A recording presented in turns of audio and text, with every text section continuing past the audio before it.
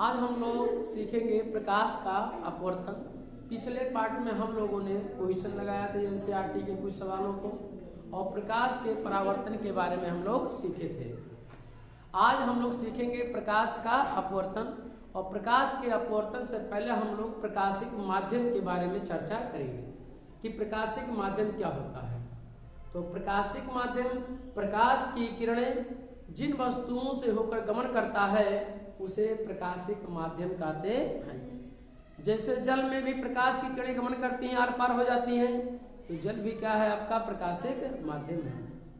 कांच में साधारण कांच ले लिया जाए जो पारदर्शी जो आर पार दिखाई दे, तो उससे भी प्रकाश की किरणें आर पार होकर गुजर जाती हैं, गमन कर जाती हैं। तो यानी कांच भी आपका क्या है प्रकाशिक माध्यम है।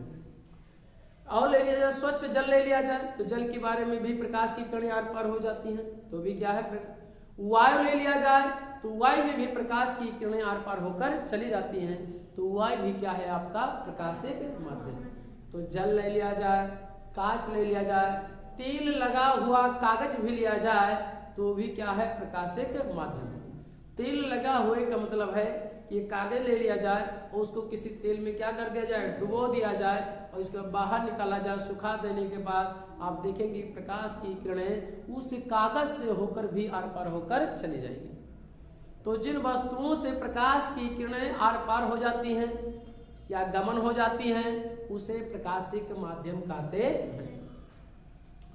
बार बार हम आपको कह रहे हैं कि जिन वस्तुओं से प्रकाश की किरणें, लेंस भी यानी आप देखते हैं लेंस के यानी चश्मे में आप जो लगा रहता है तो वो भी क्या है एक प्रकार का क्या है प्रकाशिक माध्यम है। और जो कि कांच का बना होता है, प्लास्टिक भी है लेकिन सभी प्लास्टिक नहीं जो आर पार दिखाई दे। प्रकाश की किरणें जिस कांच से प्लास्टिक से प्रकाश की किरणें आर पार होकर चली जाएंगी तो वही प्लास्टिक क्या होगा प्रकाशिक माध्यम होगा। अर्थात प्रकाश जब एक वस्तु से दूसरे वस्तु में जाती है तो हम लोग ये जो परिभाषा पढ़ने जा रहे हैं प्रकाशिक अपवर्तन है, यानी प्रकाश का अपवर्तन है। और अपवर्तन के बारे में जानकारी हो चुकी है कि प्रकाशिक माध्यम कि प्रकाश जिन वस्तुओं से होकर गमन करता है उसे प्रकाशिक माध्यम कहते हैं। जैसे क्या ले लिया जाए, जल ले लिया जाए, कांच ले लिया जाए, साधारण कांच ले लिया जाए, और क्या ले लिया जाए बताइए, निर्वात है। निर्वात का मतलब होता है खाली स्थान। खाली स्थान में भी प्रकाश की किरणें एक स्थान पे दूसरे स्थान पे चली जाती हैं, तो इसका मतलब है कि निर्वात भी क्या है आपका प्रकाशिक माध्यम है। तो प्रकाशिक माध्यम निर्वात का मतलब जहां वायु ना हो, खाली स्थान टोटल हो, उसे हम लोग क्या कहेंगे निर्वात माध्यम। वायु में भी प्रकाश की किरणें गुजर जाएंगी तो वायु भी क्या है प्रकाशिक माध्यम। जल ले लिया जाए स्वच्छ जल तभी प्रकाशिक माध्यम है। तो तेल लगा हुआ कागज ले लिया जाए तो भी क्या है प्रकाशिक माध्यम। अब इस आधार पे हम लोग देखेंगे कि कुछ वस्तुओं में प्रकाश की किरणें ज्यादा गुजर जाती हैं और कुछ प्रकाश की किरणें क्या होती हैं कुछ वस्तुओं से कम निकल पाती हैं। इस आधार पर जो माध्यम है प्रकाशिक माध्यम वो दो प्रकार का होता है। नंबर एक सघन माध्यम और नंबर दो विरल माध्यम। नंबर एक सघन माध्यम और नंबर दो विरल माध्यम। सघन माध्यम किसे कहते हैं और विरल माध्यम किसे कहते हैं। विरल माध्यम और सघन माध्यम एक दूसरे के हमेशा क्या होती हैं सापेक्ष होती हैं। सघन माध्यम और विरल माध्यम एक दूसरे के सापेक्ष होती हैं। तो लेकिन परिभाषा क्या है सघन माध्यम और विरल माध्यम में, जिन वस्तुओं में प्रकाश की किरण तेज होती है तो उसे हम लोग क्या कहते हैं विरल माध्यम, और जिसमें प्रकाश की चाल धीमी होती है जिन वस्तुओं में उसे क्या कहते हैं सघन माध्यम। जैसे अगर देखा जाए कांच ले लिया जाए और जल लिया जाए तो माध्यम कितने प्रकार के होते हैं, दो प्रकार के, सघन माध्यम और विरल माध्यम, जो एक दूसरे के क्या होते हैं सापेक्ष होते हैं। सघन माध्यम या विरल माध्यम, तो हम लोग विरल माध्यम के बारे में जानकारी करने जा रहे हैं कि विरल माध्यम किसे कहते हैं। तो विरल माध्यम जिन वस्तुओं में प्रकाश की चाल सबसे तेज होती है उसे हम लोग क्या कहते हैं विरल माध्यम कहते हैं। और जिन वस्तुओं में प्रकाश की चाल धीमी होती है उसे क्या कहते हैं? सघन माध्यम। जैसे वायु लिया जाए और कांच लिया जाए, जो एक दूसरे के सापेक्ष पे बात करेंगे कि कौन सा विरल माध्यम और कौन क्या है? सघन माध्यम। तो वायु में प्रकाश की चाल तेज होती है, किसके सापेक्ष? कांच के सापेक्ष। तो कांच लिया जाए यानी कांच और वायु लिया जाए तो वायु में प्रकाश की चाल क्या होती है? तेज होती है। किसके सापेक्ष होती है? तो कांच के सापेक्ष।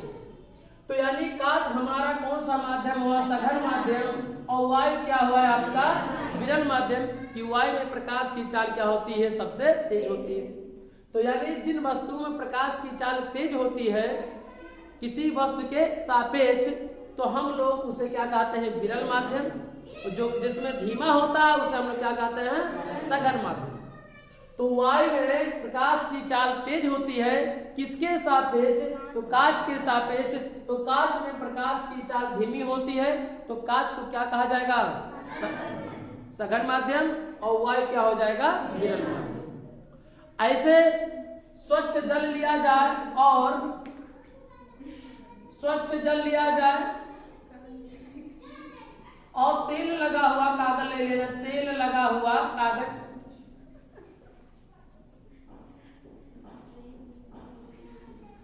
तेल लगा हुआ कागज ले लिया जाए। अब इसमें पूछा जाए कि कौन सा विरल माध्यम है, कौन सा सघन माध्यम। तो हम देखते हैं कि स्वच्छ जल में प्रकाश की किरणें आर पार ज्यादा चली जाती है, यानी स्वच्छ जल में प्रकाश की चाल क्या होती है? तेज होती है। किसके सापेक्ष? तेल लगे हुए कागज के सापेक्ष। तो यानी स्वच्छ जल हमारा क्या है? विरल माध्यम। और तेल लगा हुआ कागज क्या है आपका? सघन माध्यम। ऐसे हम और ले सकते हैं, तेल लगा हुआ स्वच्छ जल, अगर वायु लिया जाए, वायु और क्या लिया जाए? कांच और जल लिया जाए, और तीनों अगर देखा जाए तो सापेक्ष की बात करेंगे हम लोग। हम देखेंगे कि इन दोनों के सापेक्ष, जल और कांच के सापेक्ष वायु क्या है आपका? विरल माध्यम। परंतु यदि कांच देखा जाए तो वायु के सापेक्ष ये दोनों कांच और जो जल होगा वो क्या होगा? सघन माध्यम। किसके सापेक्ष? वायु के सापेक्ष। परंतु हम कांच और जल की तुलना कर लें, कांच और जल की तुलना कर ले तो कांच में प्रकाश की चाल तेज होती है, किसके सापेक्ष? जल के सापेक्ष। तो जो हमारा इस वायु के सापेक्ष जो ये आपका सघन माध्यम था, यही माध्यम जल के सापेक्ष क्या हो जाएगा? विरल माध्यम हो जाएगा। किसके सापेक्ष विरल माध्यम हो जाएगा? जल के सापेक्ष कांच क्या हो जाएगा? विरल माध्यम। परंतु वायु के सापेक्ष क्या होगा? सघन माध्यम। और जल पूछा जाए क्या है, तो जल कांच के सापेक्ष क्या है? सघन माध्यम। वायु के सापेक्ष क्या है? सघन माध्यम। क्योंकि जो भी सघन माध्यम और विरल माध्यम होता है दोनों के क्या होता है? सापेक्ष होता है। तो जिसमें प्रकाश की चाल तेज होगा तो उसे हम लोग क्या कहेंगे? विरल माध्यम। तो जिसमें प्रकाश की चाल धीमी होगी उसे हम लोग क्या कहेंगे? इसी बात को हम लोग स्वच्छ जल ले लें, और स्वच्छ जल ले लिया जाए, जल माने यानी पानी लिया जाए, और दूसरा क्या लिया जाए? गंदा क्या ले लिया जाए? जल ले लिया जाए। अब दोनों के सापेक्षता पे करें कि बताइए कौन सा सघन माध्यम है, कौन सा विरल माध्यम। तो हम देखते हैं कि स्वच्छ जल में प्रकाश की किरणें ज्यादा आर पार हो जाती है, गमन हो जाती है, अर्थात उसमें प्रकाश की चाल क्या होती है? तेज होती है। जिसके कारण, तेज होने के कारण इसमें क्या है? स्वच्छ जल क्या आपका? विरल माध्यम।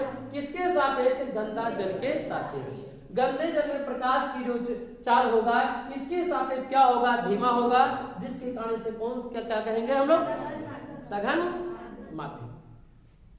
तो यानी विरल माध्यम और सघन माध्यम एक दूसरे के क्या होते हैं? सापेक्ष, यानी सापेक्षता पे निर्भर करता है, सापेक्ष पे। अब हम लोग प्रकाशिक माध्यम जान चुके हैं कि प्रकाशिक माध्यम सघन माध्यम और विरल माध्यम। वायु, जल, कांच इन सबको डिवाइड कर दिया गया सघन माध्यम में और विरल माध्यम में। अब हम लोग सीखेंगे घटना के बारे में। कौन सी घटना? प्रकाश का अपवर्तन। तो प्रकाश का अपवर्तन, जब प्रकाश की किरणें एक वस्तु से दूसरे वस्तु में जाती हैं, और वस्तु का मतलब है यहाँ पर माध्यम। जब प्रकाश की किरणें एक माध्यम से दूसरे माध्यम में जाती हैं तो वह अपने मार्ग से विचलित हो जाती हैं। अपने मार्ग से मतलब है कि वह अपने मूल स्थान से प्रकाश की किरणें सीधे जाती हैं, परंतु सीधे ना जाकर क्या होंगी, वो अपने मार्ग से क्या हो जाएंगे, विचलित हो जाएंगे, अर्थात दूसरी दिशा में क्या हो जाएंगे, प्रकाश की किरणें चली जाएंगी। इसी घटना को हम लोग क्या कहते हैं, प्रकाश का अपवर्तन कहते हैं। तो यानी जब प्रकाश की किरणें एक माध्यम से दूसरे माध्यम में जाती हैं तो वह अपने मार्ग से विचलित हो जाती हैं। विचलित होने की, कौन सी, विचलित होने की इसी घटना को प्रकाश का अपवर्तन कहते हैं। प्रकाश का अपवर्तन का मतलब, घटना का मतलब यानी विचलित होना, यानी जो प्रकाश है जब एक वस्तु से दूसरे वस्तु में जाती है तो वह अपने मार्ग से क्या होती है, विचलित हो जाती है। और विचलन का मतलब है कि वह अपने मूल जाना चाहिए सीधे, लेकिन जैसे ही दूसरे वस्तु में जाएगी तो वह अपने मार्ग से क्या हो जाएगी, विचलित हो जाएगी। अपना स्थान जो जाना चाहिए सीधे, सीधे ना जाकर क्या हो जाएगी, दूसरी दिशा में क्या हो जाएगी, मुड़ जाएगी। और इसी जिसके कारण या ये विचलित हो रही है, अपने मार्ग से विचलित हो रही है, अपना रास्ता, मूल रास्ता, पथ को छोड़ दे रही है, इसी घटना को प्रकाश का क्या कहते हैं, अपवर्तन कहते हैं। तो इसी परिभाषा को हम लोग दूसरों शब्दों में भी कह सकते हैं कि जब प्रकाश की किरणें, दूसरे शब्दों में हम कहेंगे कि जब प्रकाश की किरणें एक वस्तु से दूसरे वस्तु में जाती हैं, और वस्तु का मतलब है प्रकाशिक माध्यम, और प्रकाशिक माध्यम का बार बार बता चुके हैं आपको कि जिससे प्रकाश की किरणें गुजर सके। लकड़ी नहीं ले सकते आप, लकड़ी से प्रकाश की किरणें आर पार नहीं हो पाती, न तो उसमें से भी आप क्या करें, उसको सोचें कि आर पार हो, प्रकाशिक माध्यम से। तो इसीलिए माध्यम की परिभाषा है कि जब प्रकाश की किरणें एक माध्यम से दूसरे माध्यम में जाती हैं तो वह अपने मार्ग से विचलित हो जाती हैं, और इसी घटना को प्रकाश का क्या कहते हैं, अपवर्तन। इसी परिभाषा को कि हम अपने व्यवहारिक भाषा में कह सकते हैं कि जब प्रकाश की किरणें एक वस्तु से दूसरे वस्तु में जाती हैं तो वह अपने मार्ग से विचलित हो जाती हैं, और विचलित होने की इसी घटना को प्रकाश का क्या कहते हैं, अपवर्तन कहते हैं। अब इसके हम लोग चित्र द्वारा क्या करेंगे, समझेंगे। मान लिया गया कि ये जो आपका है ये साधारण क्या है, कांच है। ये आपका ये जो रेखा आपको दिखाई पड़ रहा है क्या साधारण कांच है। अब ये आपको रेखा दिखाई पड़ रहा, परंतु यह रेखा नहीं है। ऐसे इस तरह से ये कांच है, कांच मोटा है, और ऐसे इस तरह से सामने से ऐसे रखा हुआ है, तो आपको ये हथेली की सामने वाला भी आपको दिखाई पड़ रहा होगा, एक रेखा की भाग। इसीलिए आपको एक रेखा दिखाई पड़ रहा है, लेकिन ये क्या है, मोटा है, कैसा है, मोटा है, और क्या है, कांच है। अब वो आपका ऊपर वाला पार्ट क्या हुआ, वायु है, और वायु को हम लोग क्या कहेंगे, विरल माध्यम, और नीचे क्या है, कांच, और कांच को हम लोग क्या कहेंगे, सघन माध्यम। जो किरण किसी वस्तु पर गिरती है उसे आपतित किरण कहते हैं। इस बात को परावर्तन के नियम में जान चुके हैं। तो यानी जो प्रकाश की, मान लिया गया कि ये भी किरण यहाँ पर क्या करे, आपतित हो रही है। जो प्रकाश की किरण किसी पृष्ठ पर गिरती है उसे आपतित किरण कहते हैं। तो ये भी आपका कौन सी किरण है, आपतित किरण है। ये कौन से माध्यम से होकर गुजर रहा है, प्रकाश की किरण कौन सा है, वायु है, और वायु को क्या कहा गया है, विरल माध्यम। और विरल माध्यम में, और नीचे क्या है, कांच है। जब प्रकाश की किरण कांच में जाएगा, वायु से होकर किसमें जाएगी, कांच में जाएगी, तो जाना चाहिए सीधे आपको ऐसे इस तरह से, परंतु सीधे ना होकर जैसे ही दूसरे वस्तु में गुजरेगी वो अपने मार्ग से क्या हो जाएगी, विचलित हो जाएगी। और जो विचलित हो रही है ये यहाँ से, ये जो शिफ्ट हो रही है जिसके कारण, उसी को हम लोग क्या कहते हैं, प्रकाश का अपवर्तन कहते हैं। यानी आपका विरल माध्यम, ये क्या है, सघन माध्यम।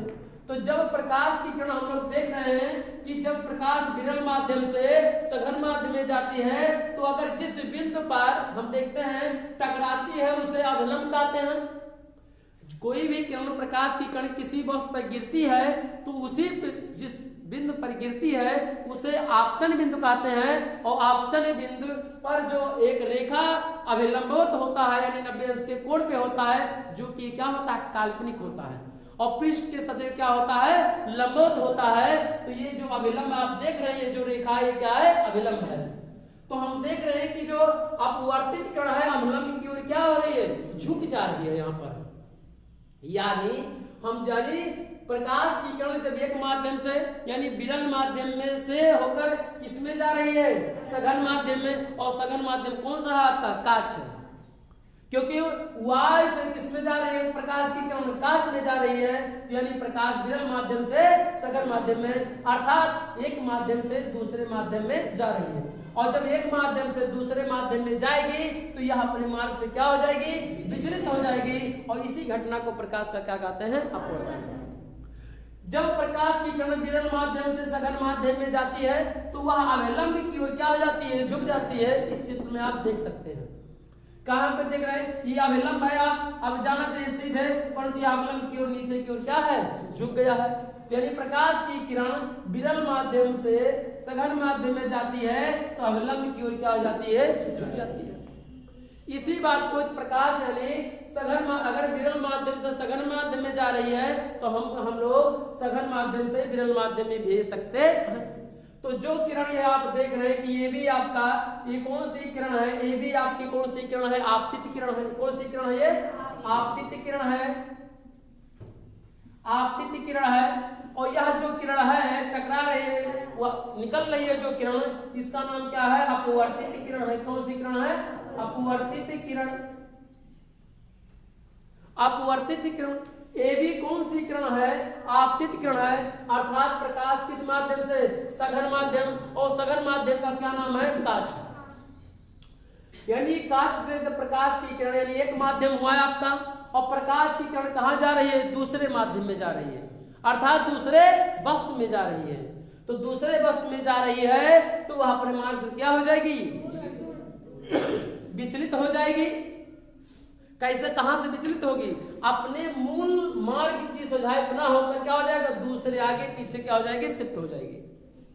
तो हम देख रहे हैं कि जाना चाहिए सीधे, परंतु सीधे ना जाकर कहां हो जा रही है, अवलंब से दूर हट जा रही है। आप देख सकते हैं अवलंब है और अवलंब से क्या हो जा रही है, दूर हट जा रही है।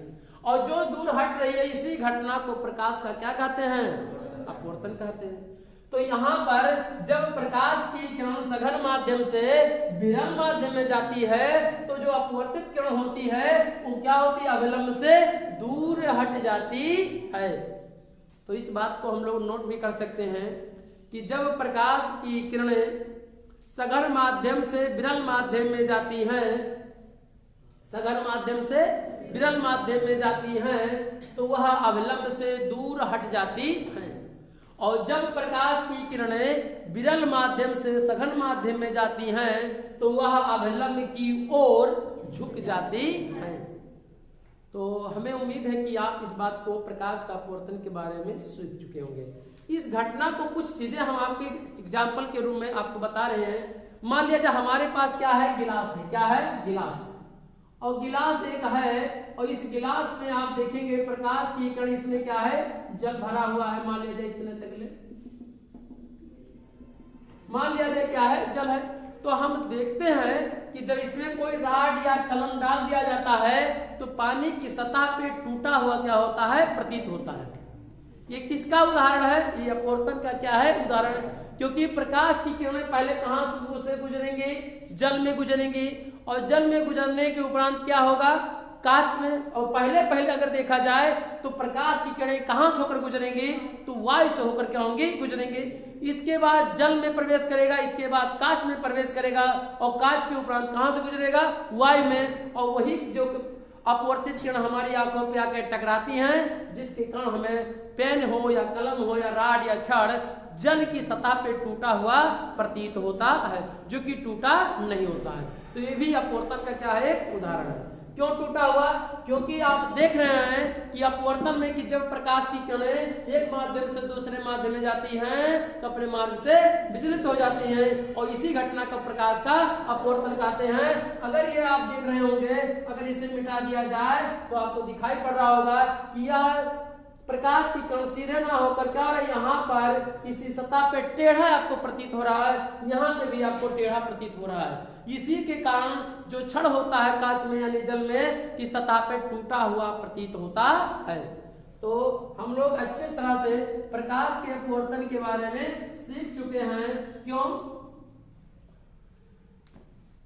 जो किरण किसी भी यानी वस्तु पर गिरती है उसे आपतित किरण कहते हैं, और इसके बाद जो दूसरे वस्तु में जाती है, निर्गत होती है, उसे कौन सी किरण कहते हैं? अपवर्तित किरण कहते हैं। अभिलंब सदैव उस पृष्ठ के क्या होता है? लंबवत होता है। लंबवत का मतलब होता है कि 90 अंश के कोण पर होता है। तो इसी बात को 90 अंश के कोण पे जहां ये काल्पनिक होता है अभिलंब, और जहां प्रकाश की किरण गिरती है वहीं पे अभिलंब स्वतः क्या होता है? उत्पन्न हो जाता है। चूंकि ये क्या होता है? काल्पनिक होता है, वास्तव में ऐसा नहीं होता है। यदि मान लिया जाए प्रकाश, मान लिया जाए क्या होता है? कांच होता हमारा मान लीजिए हाथ, और इसी पर प्रकाश की किरण से डाला जाता तो आर पार ये सीधे से जाना दिखाई देता, पर दिखाई नहीं देता, क्योंकि अपवर्तन के कारण टेढ़ा हुआ आपको दिखाई देता। तो ये क्या रहा? अपवर्तन का क्या रहा? उदाहरण रहा। अब हम लोग सीखेंगे अपवर्तन के नियम। क्या सीखेंगे? अपवर्तन के नियम। तो हम लोग अब सीखेंगे अपवर्तन के नियम। इसके पहले हम लोग अपवर्तन के नियम के बारे में हम लोग यानी अपवर्तन की परिभाषा को हम लोग अच्छी तरह से समझ चुके हैं। उसमें से दो चीजें और भी पढ़ लिया जाए कि जो अभिलंब होता है और आपतित किरण होता है, तो जो बीच का कोण बनता है तो उसे हम लोग आपतन कोण कहते हैं, और आपतन कोण को आई से प्रदर्शित करते हैं। किससे प्रदर्शित करते हैं? आई से। किस कोण को? अभिलंब और आपतित किरण के बीच बने कोण को आपतन कोण कहते हैं, जिसे आई से प्रदर्शित करते हैं। और अपवर्तित किरण और अभिलंब के बीच बने कोण को अपवर्तन कोण कहते हैं, जिसे हम लोग आर से प्रदर्शित करते हैं। तो अपवर्तन यानी आपतन कोण को आई से और अपवर्तन कोण को आर से प्रदर्शित करते हैं। अपवर्तन कोण कहाँ बनता है? तो अभिलंब और अपवर्तित किरण के बीच जो कोण बनता है उसे हम लोग अपवर्तन कोण कहते हैं, जिसे आर से क्या करते हैं? प्रदर्शित करते हैं। अपवर्तन के नियम हम लोग सीखते हैं कि अपवर्तन नियम होता क्या है। तो लिखाया गया है कि अपवर्तन के नियम, तो अपवर्तन के मुख्य यानी टोटल कितने नियम होते हैं? तो 2 नियम होते हैं। कितने नियम होते हैं? 2 नियम होते हैं। कौन कौन से नियम? यहां पर आपतित किरण कामा अपवर्तित किरण तथा आपतन बिंदु पर अभिलंब तीनों एक ही तल में होते हैं। इस बात को चित्र में देखेंगे कैसे तीनों एक ही तल में होते हैं।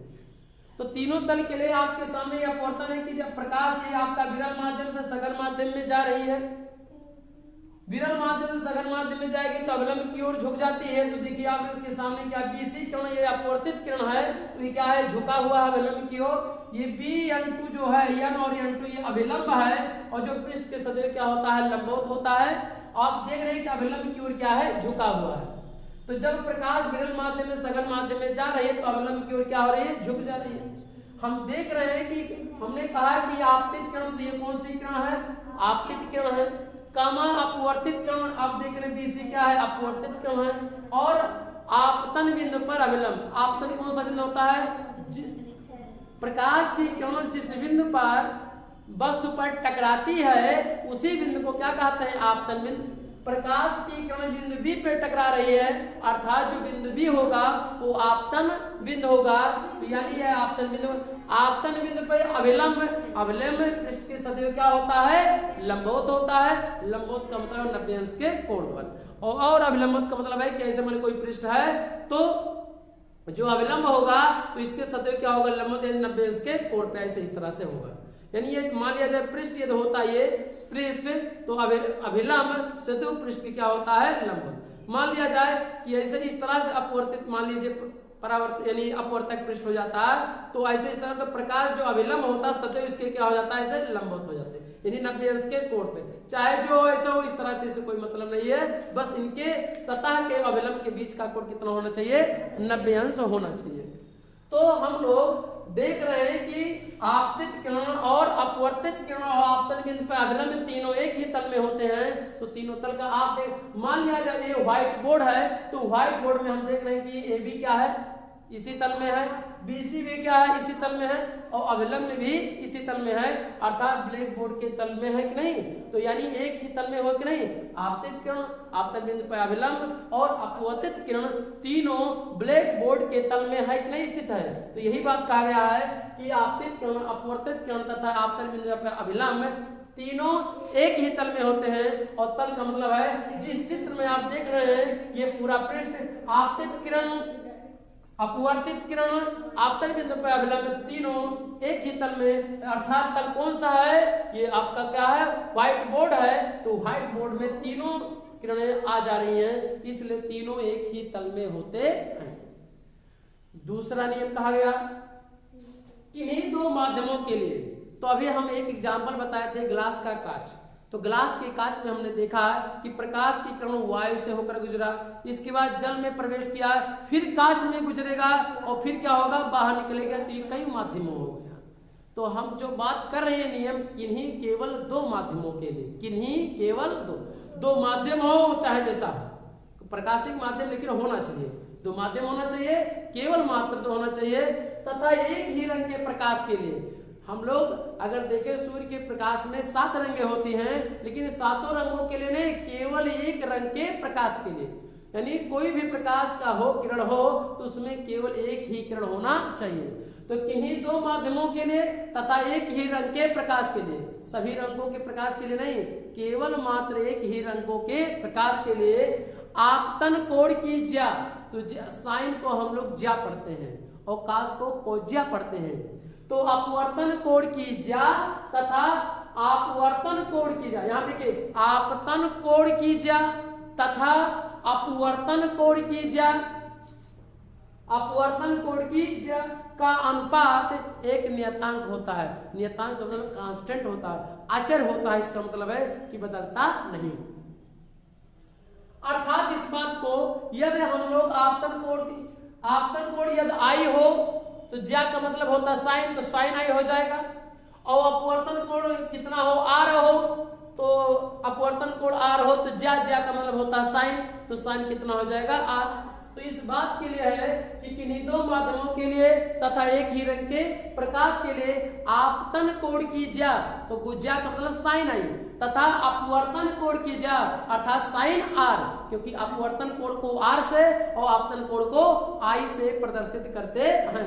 तो आपतन कोण की ज्या साइन आई तथा अपवर्तन कोण की ज्या साइन आर का अनुपात माने होता है बटे, दोनों का अनुपात क्या होता है, एक नियतांक होता है, और अर्थात sine I upon sine R equal to क्या होता है, नियतांक। और इसी नियतांक को पहले माध्यम के सापेक्ष दूसरे माध्यम का अपवर्तनांक भी कहते हैं। तो हम लोग पहले सीखे कि क्या है, sine I upon sine R equal to क्या होता है, नियतांक होता है। नियतांक ऐसे क्या होता है, कांस्टेंट होता है। और इसी नियम को sine I upon sine R को स्नेल का नियम भी कहते हैं। यानी जो अपवर्तन का एक दूसरा नियम है, इसी नियम को sine I upon sine R equal to नियतांक को इसे स्नेल का नियम कहते हैं। और इसी नियतांक को स्मॉल n से भी प्रदर्शित करते हैं, यानी नियतांक को n से प्रदर्शित करते हैं। इसे और भी अक्षरों से प्रदर्शित कर सकते हैं, लेकिन मुख्य रूप से स्मॉल n से प्रदर्शित करते हैं। तो आप अपवर्तनांक को किससे प्रदर्शित कर रहे हैं, तो स्मॉल n से प्रदर्शित करते हैं। ये जो अपवर्तनांक यानी यह नियतांक है, इसी नियतांक को पहले माध्यम के सापेक्ष दूसरे माध्यम का अपवर्तनांक कहते हैं। क्या कहते हैं, पहले माध्यम के सापेक्ष दूसरे माध्यम का अपवर्तन। इस बात को यानी साइन अपॉन साइन आर को पहले माध्यम के सापेक्ष दूसरे माध्यम का अपवर्तनांक कहते हैं। और जिसे हम लोग किससे वर्ग करते हैं, यदि पहला माध्यम मान लिया जाए, इस नियतांक को n से यानी अपवर्तनांक को n से प्रदर्शित करते हैं, और n से प्रदर्शित करने इसी नियतांक को स्मॉल n को हम पहले माध्यम के सापेक्ष दूसरे माध्यम को अपवर्तनांक कहते हैं। यानी अपवर्तनांक को किससे प्रदर्शित किया गया, n से प्रदर्शित किया गया। और n क्या है, एक कांस्टेंट है, यानी एक क्या है, अनुपात है। किस चीज का अनुपात है, तो sine I upon sine R का क्या है, अनुपात। यानी साइन आर क्या है, आपतन कोण की ज्या है, साइन आर क्या है, अपवर्तन कोण की ज्या। दोनों का अनुपात एक नियतांक होता है और इसी नियतांक को पहले माध्यम के सापेक्ष दूसरे माध्यम का अपवर्तनांक कहते हैं। यदि पहला माध्यम y हो तो y की अंग्रेजी एयर होता है, इसलिए a से प्रदर्शित किया। ग्लास माने क्या होता है, कांच, तो इसे हम लोग स्मॉल g से भी प्रदर्शित करते हैं। तो a से एयर, g से क्या हो गया ग्लास। l से होता है स्मॉल l से लिक्विड होता है, लिक्विड माने होता है द्रव। W से होता है वाटर, वाटर में होता है जल, तो जल को W से प्रदर्शित करते हैं। मैंने कहने का मतलब ये है कि कांच के माध्यम को हम लोग G से प्रदर्शित कर दें, Y के माध्यम को A से प्रदर्शित कर दें, क्योंकि एयर माने क्या होला हवा, हवा का मतलब वायु। ग्लास, ग्लास माने क्या होता है कांच, तो इसे G से प्रदर्शित कर दिया जाए। जल, जल का अंग्रेजी होता है वाटर, वाटर माने जल, तो इसे W से प्रदर्शित। L से होता है लिक्विड, लिक्विड का मतलब यही होता है कि क्या हो, द्रव अवस्था में हो, उसे हम लोग लिक्विड। तो यदि पहला माध्यम y हो और दूसरा माध्यम कांच हो, तब y के सापेक्ष कांच के अपवर्तनांक को, क्योंकि अपवर्तनांक क्या होता है एक दूसरे के सापेक्ष होता है, क्योंकि इसमें प्रकाश एक माध्यम से दूसरे माध्यम में जाती है, माध्यम में क्या होता है सापेक्ष होता है। तो अगर पहला माध्यम कांच हो, पहला माध्यम y हो और दूसरा माध्यम कांच हो, तो y के सापेक्ष कांच के अपवर्तनांक को ANG से प्रदर्शित करते हैं। किसके सापेक्ष, y के सापेक्ष कांच के अपवर्तनांक को ANG से प्रदर्शित करते हैं। ANG क्या है, ANG y के सापेक्ष कांच का अपवर्तनांक। यदि इसी कांच के उलट दिया जाए और इसे कहा जाए, बताइए कांच के सापेक्ष वायु का अपवर्तनांक, तो यानी G यानी होगा, तो G यानी तो G में क्या हो जाएगा ग्लास, यानी कांच के सापेक्ष वायु का अपवर्तनांक।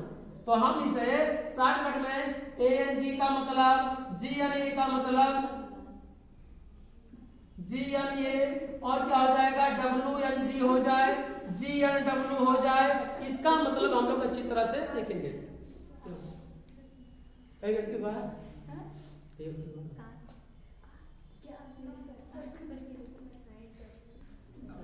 तो यहाँ पर ANG का मतलब है कि y के सापेक्ष कांच का अपवर्तनांक। WNG का मतलब है W माने वाटर होता है, यानी वाटर माने जल, जल के सापेक्ष कांच का अपवर्तनांक।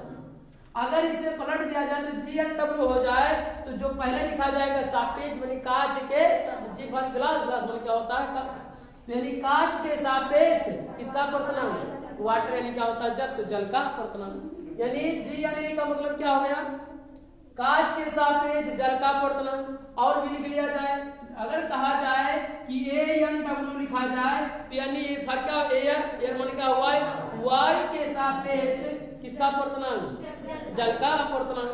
अगर इसी को AN काट लिया जाए और AN लिख लिया जाए, माने क्या होता है लिक्विड, लिक्विड माने होता है द्रव, वायु के सापेक्ष द्रव का अपवर्तनांक। यहाँ द्रव का मतलब नहीं है कि जल, कुछ भी हो सकता है, आपका तेल भी हो सकता है द्रव का अवस्था में जो हो, यानी वायु के सापेक्ष फर्क लिक्विड यानी द्रव का अपवर्तनांक। तो ये जी, तो कोई भी जिसका माध्यम ज्ञात करना रहता है तो उसको इनके बाद लेते हैं, जिसके सापेक्ष ज्ञात करना होता है तो उसको क्या करते हैं पहले। तो यानी वायु के सापेक्ष कांच के अपवर्तनांक को किससे प्रदर्शित किया गया, ANG से। अगर इसी का उल्टा कर दिया जाए तो बताइए कांच के सापेक्ष किसका अपवर्तनांक, वायु का अपवर्तनांक, तो हम लोग GNA से क्या करेंगे प्रदर्शित करेंगे। हम लोग इस अपवर्तन के कितने टोटल नियम हुए, तो 2 ही नियम हुए। कौन सा नियम, आपतित किरण, अपवर्तित किरण तथा आपतन बिंदु पर अवलंब, तीनों एक ही तल में होते हैं। और तीनों एक ही तल का मतलब आप चित्र में देख सकते हैं कि आपतित किरण और अपवर्तित किरण और आपतन बिंदु पर अवलंब तीनों, बताइए व्हाइट बोर्ड के तल में है कि तल माने क्या होता है पृष्ठ होता है, तो तीनों क्या है व्हाइट बोर्ड के पृष्ठ पर है, पिछले तीनों एक ही तल में होते हैं। और दूसरा कि दो माध्यमों के लिए एक ही रंग के प्रकाश के लिए आपतन कोण की जाए, अर्थात क्या होता है साइन आई, और अपवर्तन कोण की जाए साइन आर का अनुपात एक नियतांक होता है, और उसी नियतांक को पहले माध्यम के सापेक्ष दूसरे माध्यम का अपवर्तनांक कहते हैं, जिसे हम लोग n से प्रदर्शित करते हैं। और इसी नियम को sine I upon sine R को क्या कहते हैं, स्नेल का नियम कहते हैं, क्योंकि स्नेल महोदय ने ही दिया था, इसलिए इसे स्नेल के नियम से जानते हैं। हमें उम्मीद है कि आप प्रकाश के अपवर्तन के बारे में सीखे होंगे। अब हम लोग सीखेंगे अपवर्तनांक तथा माध्यम में प्रकाश की चाल में संबंध। ये जो प्रकाश एक माध्यम से दूसरे माध्यम में जा रहा था और अपने मार्ग से विचलित हो रहा है, ये किसके कारण विचलित हो रहा था? तो भिन्न भिन्न माध्यमों में प्रकाश की चाल भिन्न भिन्न होती है।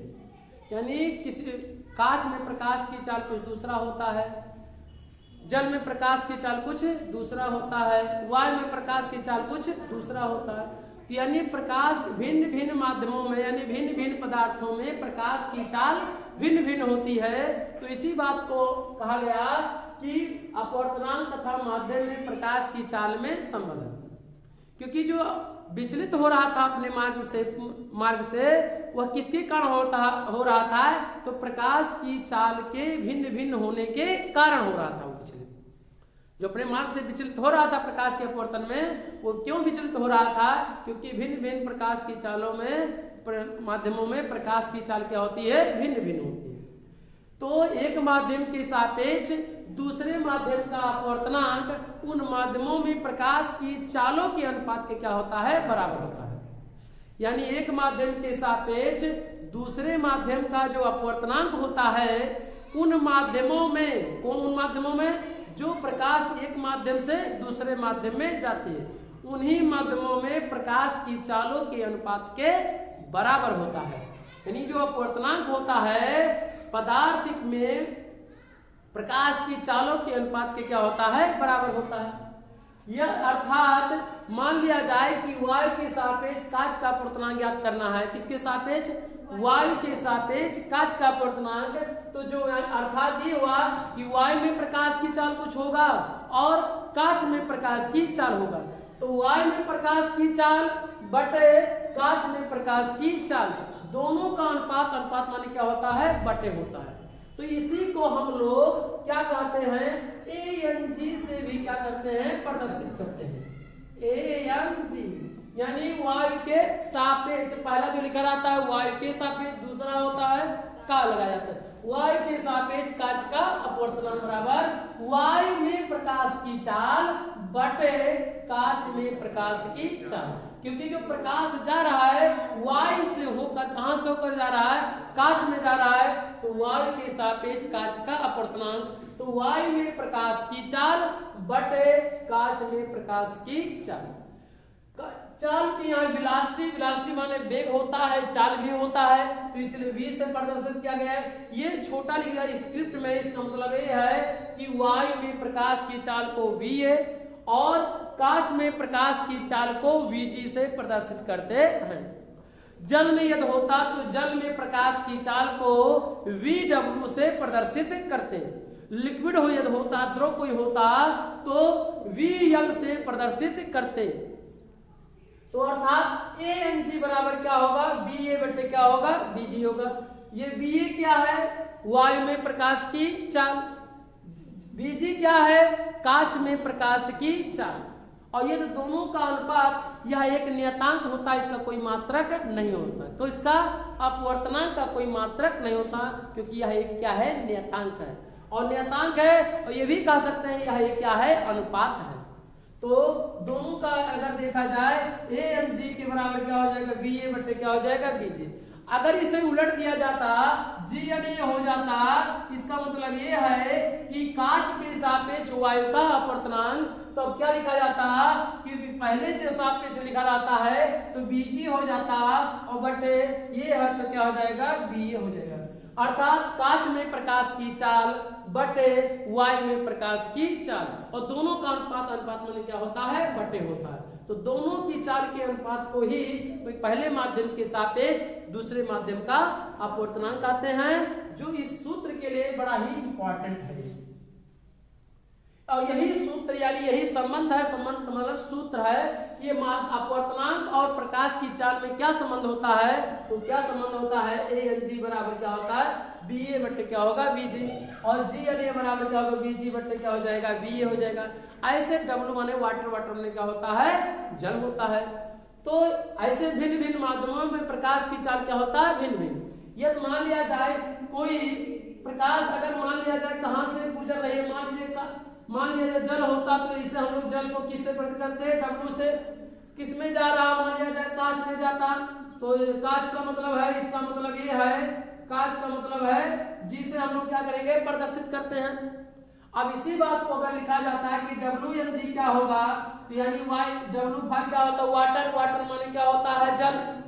तो यानी जल में प्रकाश की चाल तो क्या हो जाएगा, VW बटे क्या होगा, कांच है तो कांच क्या होगा, VG होगा, क्योंकि कांच में प्रकाश की चाल। ये भी एक तरह का क्या आंसर क्या है, सूत्र है। यानी एक माध्यम के सापेक्ष दूसरे माध्यम का अपवर्तनांक उन माध्यमों में प्रकाश की चाल के अनुपात के क्या होता है, बराबर होता है। यानी किसी माध्यम यानी पहले माध्यम के सापेक्ष दूसरे माध्यम का जो अपवर्तनांक होता है उन माध्यमों के प्रकाश की चालों के अनुपात के क्या होता है, बराबर होता है। इसके बाद अब हम लोग सीखेंगे, क्या सीखेंगे इसके बाद, क्या है,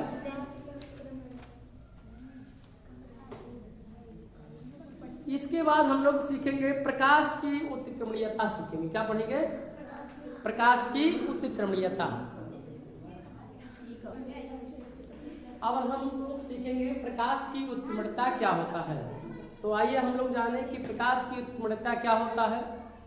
तो मान लिया जाए कि मान लीजिए ये यहाँ आपका एक माध्यम है, ये आपका विरल माध्यम है, या दूसरा क्या है आपका ये सघन माध्यम है। जो भी प्रकाश की कण यहाँ पर गिरेगी तो वह अपने मार्ग से क्या हो जाएगी, सीधे जाना चाहिए, लेकिन सीधे नहीं जाएगी, वह अपने मार्ग से क्या हो जाएगी, विचलित हो जाएगी। सघन माध्यम है तो अवलंब की ओर क्या होगा, ऐसे इस तरह से एक अवलंब बना दिया जाए तो अवलंब की ओर क्या हो जाएगा, झुक जाएगा। यानी जब प्रकाश विरल माध्यम से सघन माध्यम में जाती है तो वह अवलंब की ओर झुक जाती है। ये कौन सी किरण है, ये आपकी आपतित किरण है। कौन सी किरण है, ये आपतित किरण है। और यह कौन सी किरण है, तो कौन सी किरण है, ये अपवर्तित किरण है। अपवर्तित किरण है। यदि प्रकाश की किरण को यानी ए और बी से प्रदर्शित कर दिया जाए, यानी ए भी आपका आपतित किरण हुआ और बी सी आपका अपवर्तित किरण हुआ। यदि इसकी दिशा को यानी प्रकाश विरल माध्यम से सघन माध्यम में जा रही है, अगर इसी प्रकाश के पथ को हम लोग उलट दिया जाए, यानी C से B और B से A की ओर निर्गत हो जाए, अर्थात आपतित यानी यदि किसी अपवर्तित या परावर्तित किरण की दिशा को, यदि किसी अपवर्तित अथवा परावर्तित किरण की दिशा को उलट दिया जाए तो वह अपने उसी मार्ग से वापस लौट जाती है, अर्थात कि वह अपने उसी मार्ग पर वापस चली जाती है। और इसी घटना को प्रकाश की उत्क्रमणीयता कहते हैं। तो यानी इस बात को सीखा जाए कि कहने का मतलब है कि ये आपकी कौन सी किरण है, आपतित किरण है, ये कौन सी किरण है, अपवर्तित किरण है।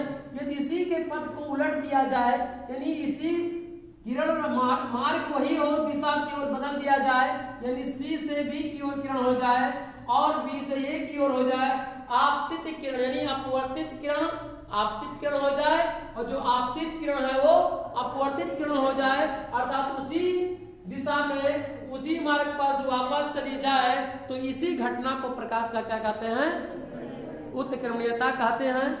यानी हम ये कहें कि मान लिया जाए कि स्नेल के नियम से कि कोई मान लिया जाए ये से कांच में प्रकाश की जा रही है, यानी ये के सापेक्ष कांच का अपवर्तनांक ज्ञात करना। यानी जो ANG का मतलब है कि प्रकाश Y से होकर किस में जा रही है, कांच में जा रही है। अर्थात जो ये में एयर होगा तो एयर वाले माध्यम में जो आप कोण बनेगा वो आपतन कोण होगा, जिसे हम लोग I से प्रदर्शित करेंगे। इस बात को हम लोग ये से यहाँ कर दें, क्या है, ग्लास है, ग्लास यानी क्या है, कांच हो गया। अब इसे हम लोग कहें स्नेल के नियम से क्या होगा, तो जो कोण बनेगा ये अभिलंब है, कौन सी है, ये अभिलंब है, अभिलंब है। तो अभिलंब और आपतित किरण के जो बीच कोण बनेगा उसे हम लोग किससे प्रदर्शित करेंगे, I से। और अभिलंब और अपवर्तित किरण के बीच जो कोण बनेगा उसे हम लोग क्या कहते हैं, अपवर्तन कोण कहते हैं, जिसे R से क्या करते हैं, प्रदर्शित करते हैं। अब क्या होगा, स्नेल का नियम लगाया जाए तो प्रकाश की किरण Y से कांच में जा रही है, अर्थात आपतन कोण कितना है I, अपवर्तन कोण कितना है R। तो स्नेल के नियम के Y के सापेक्ष कांच का अपवर्तन कितना होगा, sin I अपन क्या होगा, sin I। इसे हम लोग समीकरण क्या मान लें, 1 मान लें। इसके बाद अब इसके मार्ग को क्या किया जाए, बदल दिया जाए। प्रकाश कहां से होकर जा रही थी, का विरल माध्यम से यानी वायु से कांच में जा रही थी। अब हम लोग क्या करें, प्रकाश की किरण की दिशा को क्या किया जाए, पथ वही रहे परंतु मार्ग को क्या कर दिया जाए, बदल दिया जाए। ये से बी की ओर जा रहे थे, बी सी की ओर, अब की बार उस मार्ग वही होना चाहिए लेकिन सी से बी और बी से ए की ओर। अर्थात अब ये जो अपवर्तित किरण है वो क्या हो जाए, आपतित किरण हो जाए, और जो आपतित किरण है वो क्या हो जाए, अपवर्तित किरण हो जाए। तो अर्थात ये कौन कोण हो जाएगा, आपतन कोण हो जाएगा।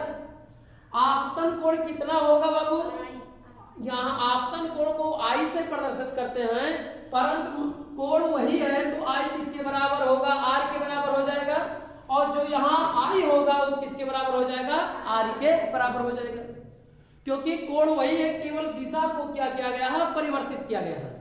इसलिए अगर कांच से वायु में प्रकाश जाएगा तो वायु के सापेक्ष कांच से वायु में होकर गुजरेगा तो यानी कांच के सापेक्ष वायु का अपवर्तनांक, यानी कांच के सापेक्ष वायु का अपवर्तनांक कितना होगा, sine I upon sine R होता है स्नेल के नियम से। लेकिन यहाँ जो कोण होगा आपतन कोण वो किसके बराबर होगा, पहले के अपवर्तन कोण के क्या होगा, बराबर होगा। अर्थात जो अपवर्तन कोण होगा वो आपतन कोण होगा, वह आपतन कोण क्या होगा, साइन आर हो गया, बटे अपवर्तन कोण क्या होगा, जो ये आपतन कोण था ये अपवर्तन कोण हो जाएगा, और ये जो आई होगा किसमें बदल जाएगा, आर में, तो क्या होगा आई यानी आर में, और आर किसमें परिवर्तित हो जाएगा, आई में, तो क्या हो जाएगा, साइन आई हो जाएगा। अर्थात ए एन जी बराबर साइन आर अपन क्या हो जाएगा, साइन आर।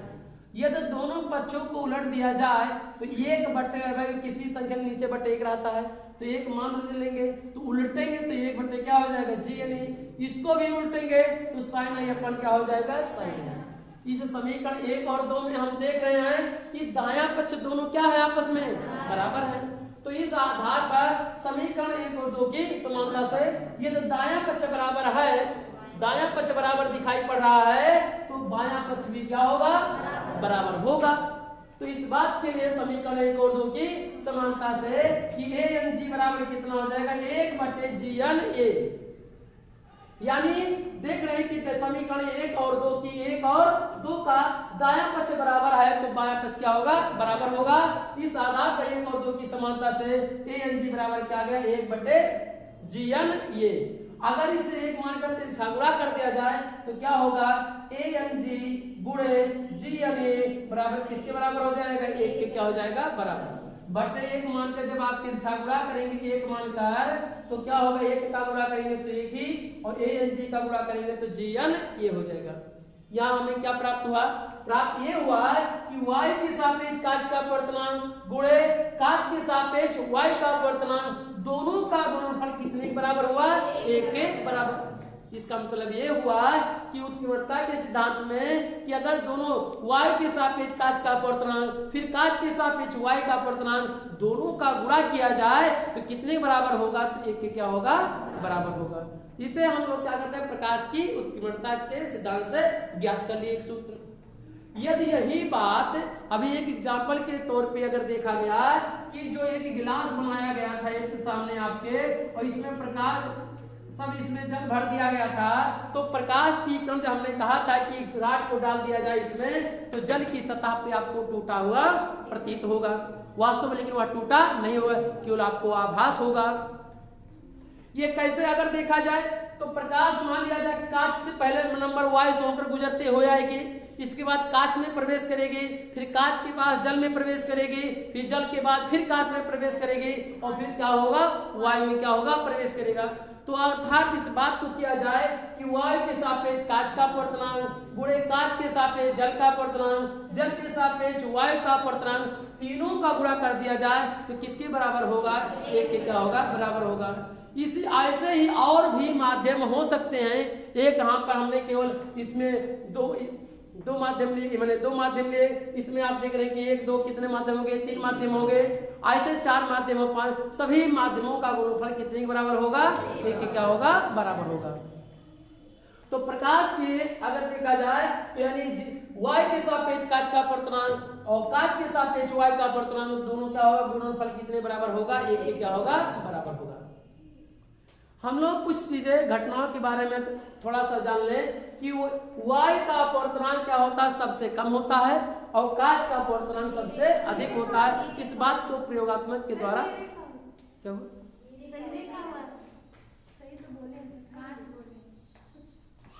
इस बात के लिए हम लोग जानेंगे कि y का अपवर्तनांक सबसे कम होता है जबकि हीरे का अपवर्तनांक सबसे अधिक होता है।